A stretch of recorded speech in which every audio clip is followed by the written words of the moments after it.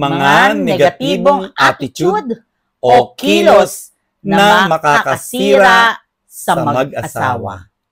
Una, master-servant relationship. Dito, ang isip, damdamin at kilos ng asawang lalaki ay siya ang amo at ang kanyang asawa ay ang alipin. Abusado ang lalaki. Wala namang magawa ang babae. Martir na martir ang dating. Walang pagpapahalaga sa sariling dignidad dahil hindi niya alam ang mga karapatan bilang isang asawa. Ang ikalawa ay ang father-doll relationship. Parang maganda, no? Doll tayo. Ang palagay, damdamin at kilos ng asawang lalaki ay siya ang ama ng kanyang asawa. At ang pakikitungo niya sa kanyang asawa ay kahambing nito ang isang doll o manika. Ang babae naman ay ignorante sa value system o kabuluhan ng mga bagay-bagay at ang kanyang karapatang bilang asawa, kaya siya ay masaya na sa material na bagay na binibigay sa kanya ng kanyang asawa. Ang kondisyon lang, nakakulong siya sa bahay. Sa ganitong relasyon, ang lalaki ay over-possessive at ubod ng seloso. Pero marami naman siyang bisyo. Binabaliwalang damdamin ng kanyang asawa at kung minsan isinasailalim niya ito sa mga sexual na perversion, yung mga kabastusan, kapuktutan o yung mga abnormal na sexual act.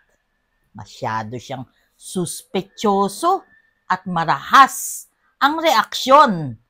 Makita lamang na nakipag-usap yung asawang babae kahit nakamag-anak niya naman ito, nagseselos na. Dumako na tayo sa pangatlo. Mother-son relationship. Ito yung kabaligtaran. Ang pananaw, damdamin at kilos naman ng asawang babae ay siya ang ina ng kanyang asawa na magpapasukob naman sa kabiyak. Masyado siyang matsunurin at kini dahil hindi rin niya alam ang value system at ang kanyang karapatan bilang asawang lalaki. Ang husband ay member ng takusa, takot sa asawa. Ang babae naman ay laging pinupuna ang asawa at laging nagsesermon. May limit ang mga kilos ng asawa. Dapat ay uwi agad paggaling sa trabaho.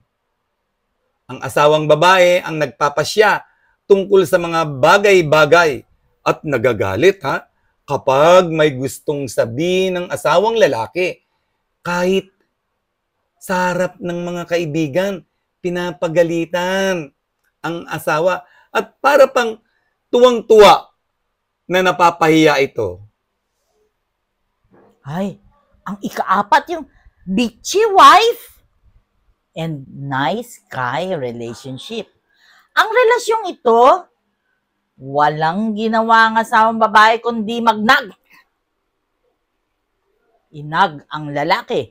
Ang lalaki naman ay napakabait, mapasensya dahil meron siyang inferiority complex at ignorante siya sa value system at kimi sa pagpapahayag ng kanyang karapatan bilang asawa.